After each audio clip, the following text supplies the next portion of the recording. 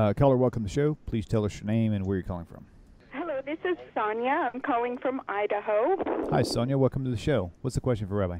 I was wondering, Emmanuel means God with us, and we have Emmanuel spelled with an E in Matthew, in the book of Matthew, and then we have it two times in the book of Isaiah spelled with an I. Emmanuel means God with us, and I'm wondering if you could explain perhaps the connection between Emmanuel and Emmanuel, God with us. Okay. Rabbi, are you clear on that? Oh yeah, that's an easy one. Okay. Thank good. you. Thank you for calling in. Shalom. Okay, thank you. Bye-bye. Bye. So it's interesting Okay. because somebody mentioned the topic of Emmanuel to me last week, and boy, that's a really deep one because of some New Testament conflicts with that. So maybe you could touch base on that too. Take it away. You're juxtaposing Isaiah chapter 7, verse 14, which is a prophecy where the two kings who are threatening, namely the northern kingdom of Israel and Syria, which are set to destroy the southern kingdom of Judah, roughly 2,700 years ago.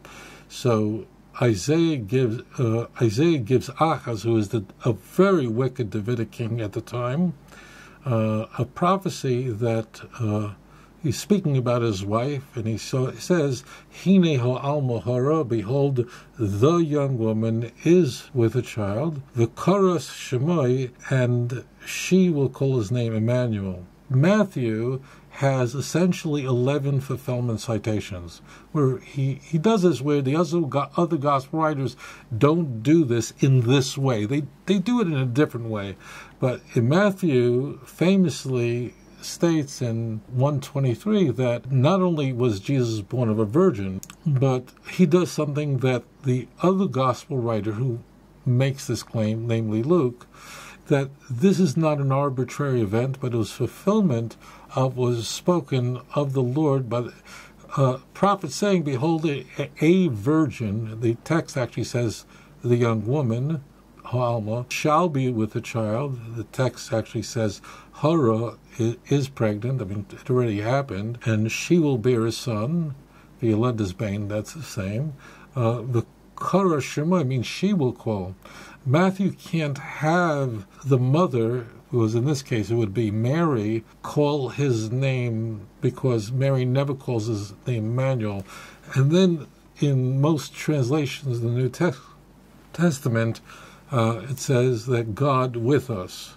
Well, as it turns out, this is why in King James Bibles there are a lot of words that are in italics.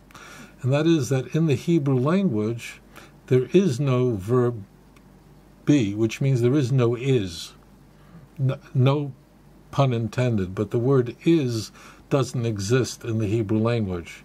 So that's why that might not be there. The important thing about Emmanuel is it is part of a sequence of a series of names that are extremely important. For instance, in Isaiah 7 verse 3, we are told that when Ahaz came to meet Isaiah in the washer's field, along came also his son, who came along with his mother.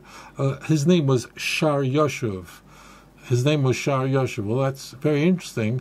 The name means the remnant will return. The remnant will be preserved. That person, that child, is never mentioned again anywhere in Tanakh in the Jewish scriptures. So names are extremely important in Isaiah throughout the book of Isaiah, but actually throughout the Jewish scriptures. Names are Abram, becomes Abraham. The Hay is added. Sarai is Sarah.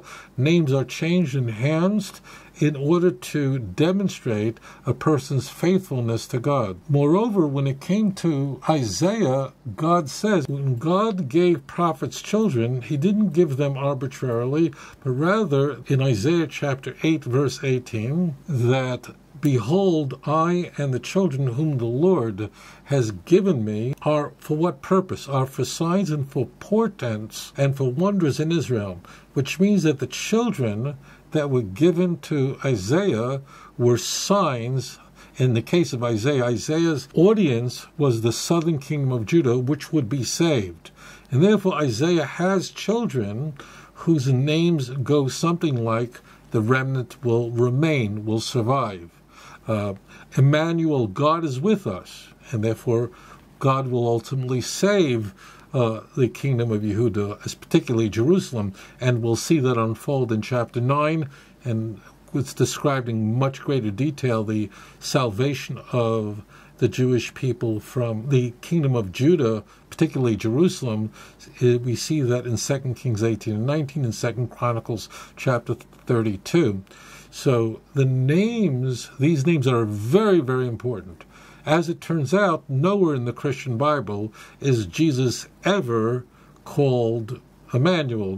The mother doesn't call him Emmanuel. It never happens. In fact, in the book of Luke, she is instructed by the angel to call his name Jesus because he's the Son of God. It's not like she went, well, Joseph, what do you think we should go with the name here? Maybe call her cousin Elizabeth. In Luke's infancy narrative, Elizabeth and Mary were cousins. She didn't ask family members what she should call the child, but we are told in Luke's infancy narrative that he's to be called Jesus, not Emmanuel.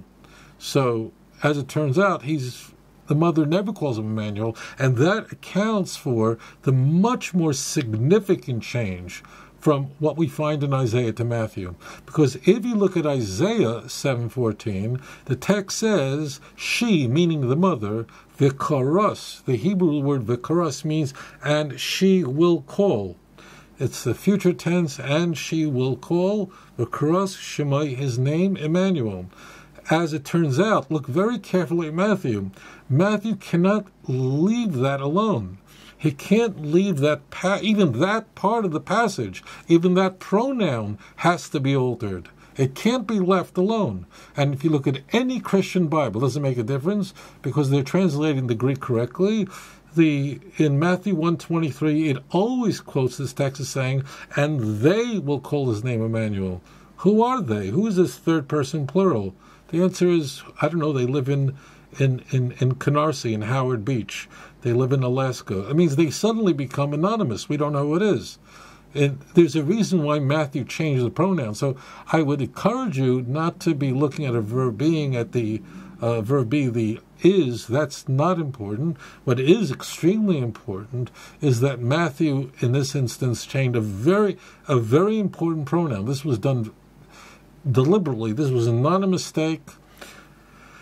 This had nothing to do with Septuagints, which is what you're going to be told by your pastors if you're a Christian and so on. Nothing to do with that. This was very deliberately shaped by we don't know who wrote the book of Matthew, but whoever wrote it deliberately altered the text so that it would appear Christological. But now, one other point, just to illustrate this further, that in fact prophets were given children as portents to the audience to whom they were preaching. Remember, Isaiah preached in Jerusalem. He was in fact a member of a royal family. As it turns out, he had a contemporary who was preaching in the north. His name is Hosea. Very similar name, incidentally. But Hosea is preaching to the northern kingdom of Israel, which is going to be destroyed, carried away to a land unknown by a number of Assyrian kings, culminating with Sancherib in the very end of the kingship of Ahaz, of the reign of Ahaz, and during the first half of the reign of Chizkiyahu HaMelech. Notice what Hosea is told in chapter 1. Hosea is first of all told to marry a prostitute. Think about that for a moment. Hosea, a prophet of God, is told to take a woman who is a prostitute. Why? Look at who Isaiah's wife is. We're told in Isaiah 8, and right in the beginning, that Isaiah had a child with a prophet, a prophetess. So Isaiah's wife is a woman who was totally devoted to God. She was a prophet. She was a Neviah. Hosea's wife is a prostitute. Why? Because even the woman they married was a symbol to the audience to whom they were preaching of what their destiny was. Whereas Isaiah was preaching to a audience, especially during the days of Hezekiah, that had repented and turned back to God, because they followed the instructions of Chizkiyahu, Hosea was preaching to a northern kingdom that had prostituted themselves. Look at the names that God instructed Hosea to name his children. To name his children names like Lo Yami, you're not my people. You're done. You're finished. Lo Yirachemu, I will not have pity on you. You will not be seated. You will not multiply. God is done with you. There's an amazing thing that's going on here. Isaiah's having children with names like Shar Yoshev and Emmanuel, and Quicken the Lute and Hasten the Booty. They're actually the same child. People don't get that. The only difference in Isaiah 7:14 and in Isaiah chapter 8, verse 2, 3, 4, is that the mother calls his name Emmanuel, and the father calls his name Quicken the Lute, Hasten the Booty. Watch that very carefully. And the sign in both cases is not the conception or birth of the child, but rather the maturity of the child. Look at Isaiah 7:15 and 16. The child will be eating cream and honey. You don't eat cream and honey when you're under siege.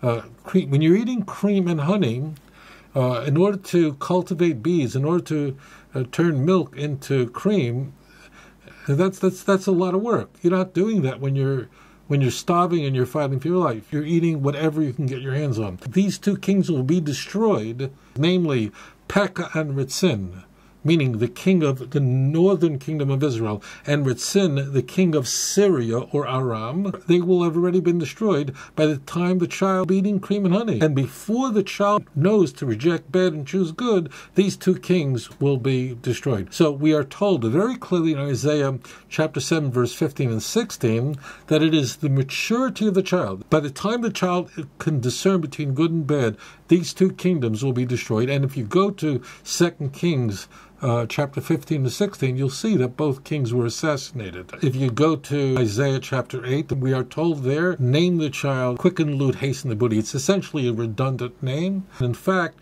that before the boy knows to say, my father, mother, before the child could say, daddy, mommy, these two kings will already be destroyed, meaning Damascus and Samaria, meaning Syria and the northern kingdom of Israel. So now you understand why names are playing everything here. I can go further on this, but I don't want to overdo it for you.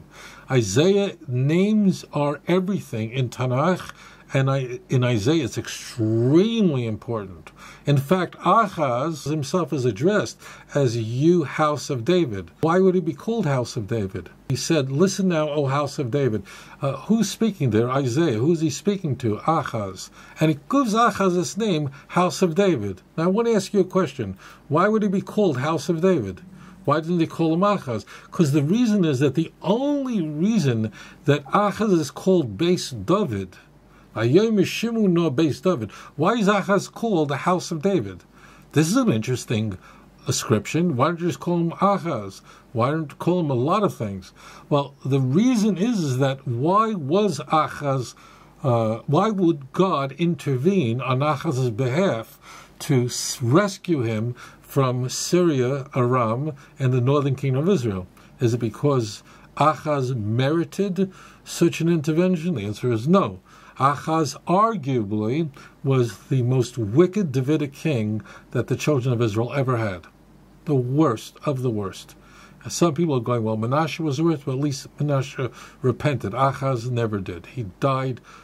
I can't even describe it to you. But the key point is, why would God rescue Ahaz from this imminent danger? It had nothing to do with a Messiah born of a virgin 700 years later. That would hardly be a comfort to Ahaz. The reason is because God made a promise to King David in 2 Samuel chapter 7, verse 12 through 16. This is critical. And in this promise, it's called the Davidic covenant. The Almighty made a promise to David, and I'm going to just truncate it all, but God says to David that from him will come forth a line, begins by speaking about Solomon, that he will build a house in my name. He doesn't mention Solomon, but Solomon is the one that builds the house, meaning the temple for God, and therefore all Davidic kings must come through Solomon. And it continues speaking about this son, that I will be to him a father and he will be to me a son. That's very important, because a parent doesn't divorce a child. And that is, no matter how bad a child is, parents never, spouses can divorce, friends could never talk to each other again, but God says, I will be to him a father, he will be to me a son. And then it talks about kings in general. If he will sin, I will punish him with the rod of men, but I will never rip away the kingship as I did to Saul. The kingship, meaning the reign, the Davidic dynasty, will be intact forever, going all the way to the end, which means to the Messiah. Therefore, listen very carefully. Had Achaz been, if Pekah and Ritzin, if the northern kingdom of Israel and Syria succeeded in killing Achaz and destroying the dynasty, the Davidic dynasty, then the promise God made to King David of blessed memory would have been voided, and God cannot break a promise. Gam Netzach Yisrael lo yishaker, the glory of Israel does not lie. He lo yodem hu lo yinochem. He's not a man. He will never change his mind. 1 Samuel chapter 15, verse 29. God, once he makes a promise, will never undo that promise. So the only reason why Achaz was saved was not because he was righteous, not because he was worthy, but because God had to fulfill a sense, an IOU note that he made to his great-great-great-grandfather, King David, and that's why he's called House of David, because that's the only reason why Achaz was being saved, why Achaz's house was being saved from these two formidable enemies. That's a really great question. Thank you so much for calling in. Adon Olam Asher Malach בטרם כל יציר נברא לעת נעשה בחפצו כל אזי מלך שמו נקרא ואחרי ככלות הכל לבדו ימלוך נורא והוא היה